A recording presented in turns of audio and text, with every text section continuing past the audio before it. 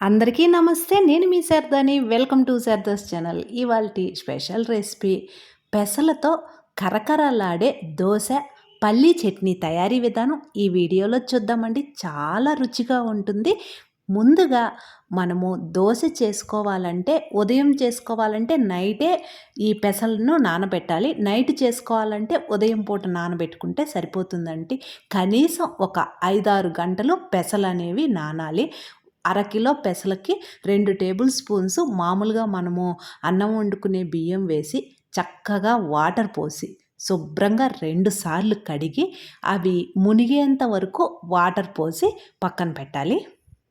బియ్యం వేసుకున్నందువలన దోస అనేది కరకరలాడుతూ వస్తుందండి.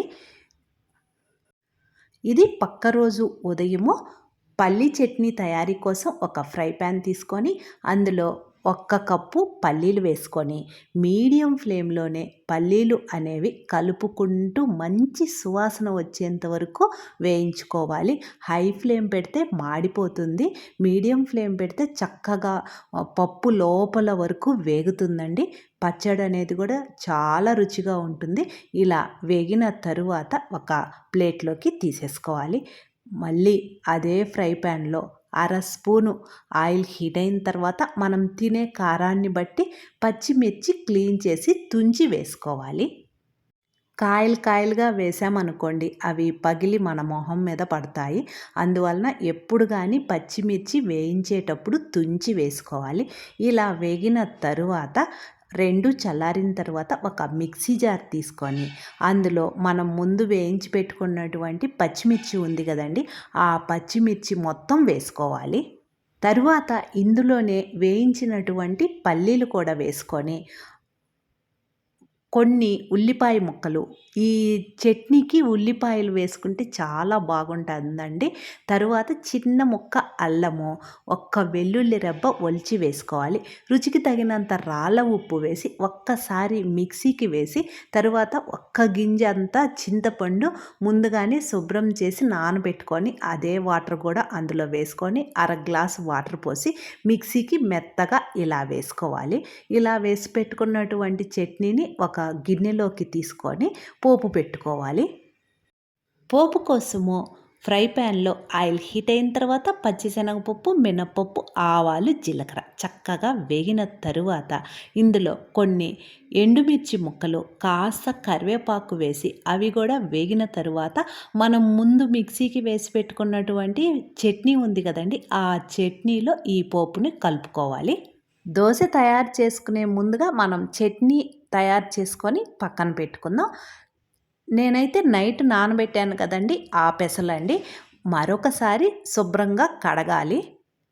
ఎట్లేదన్నా పెసలు అనేది 6-7 గంటలు నానితేనే మనకు దోశ అనేది కరకరలాడుతూ వస్తుందండి.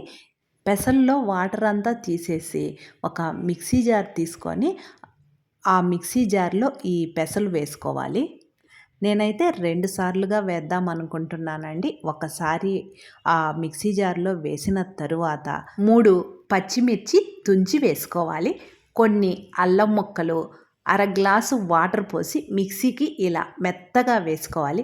ఇలా వేసుకున్నటువంటి పిండిని ఒక గిన్నెలోకి తీసేసుకుందాం. ఇలా తరువాత మిగిలినటువంటి పెసలు ఉన్నాయి కదండి, ఆ పెసలు మొత్తం మిక్సీ జార్లో వేసుకొని 1 స్పూను జీలకర్ర, రుచికి తగినంత ఉప్పు, అర గ్లాసు వాటర్ పోసి మెత్తగా మిక్సీకి వేసుకొని ఇందాక మనం తీసి పెట్టుకున్నటువంటి పిండిలో ఈ పిండి కూడా కలుపుకుంటే సరిపోతుందండి.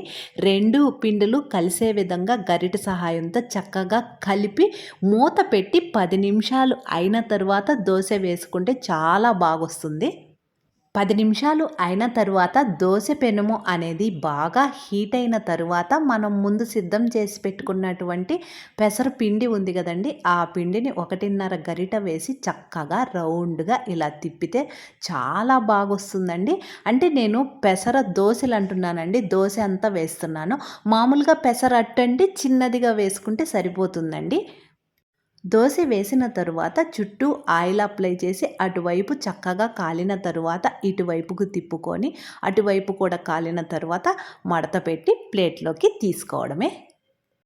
మరొక దోసలో ఉల్లిపాయ ముక్కలు వేసుకుంటే చాలా రుచిగా ఉంటుంది. ఆల్రెడీ మనము ఉల్లిపాయ ముక్కలు చట్నీలో కూడా ఉపయోగించామండి. ఈ దోసను కూడా చక్కగా రౌండ్‌గా వేసుకొని ఆయిల్ అప్లై చేసి తరువాత సన్నగా కట్ చేసి పెట్టుకున్నటువంటి కొన్ని ఉల్లిపాయ ముక్కలు ఈ దోస మీద వేసుకుంటే చాలా రుచిగా ఉంటుంది.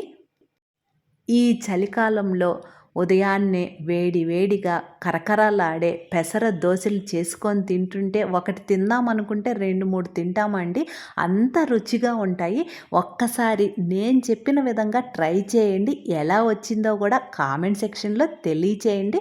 మన శారదాస్ ఛానల్ ఫస్ట్ టైం చూస్తుంటే మర్చిపోకుండా సబ్స్క్రైబ్ చేసుకోండి. శారదాస్ ఛానల్‌లో ఇలాంటి రుచికరమైన వంటల వీడియోసే కాదండి, health tips, beauty tips, kitchen tips, unboxing videos, shorts అన్నీ మీరు ప్లేలిస్ట్లో చూస్తూ ఉండండి. నేను వేరొక వీడియోతో మీ ముందుంటాను. Thank you.